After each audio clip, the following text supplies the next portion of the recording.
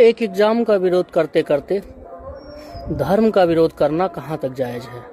जैसा कि हमारी बात से कुछ लोग असंतुष्ट हुए और उनको लगा कि नहीं, मैं नीट के लीक पेपर का एक सपोर्ट कर रहा हूँ। ऐसा नहीं भाई, हम नीट का जो पेपर लीक हुआ उसका सपोर्ट नहीं कर रहे हैं। हम भी उन बच्चों के साथ हैं जिनके लिए वो पेपर लीक हुआ, उनको दोबारा एग्ज़ाम देना पड़ा। कुछ जो थे उन्होंने सुसाइड कर लिया, जो नहीं करना चाहिए था, क्योंकि सुसाइड करना जीवन का सल्यूशन नहीं हो सकता।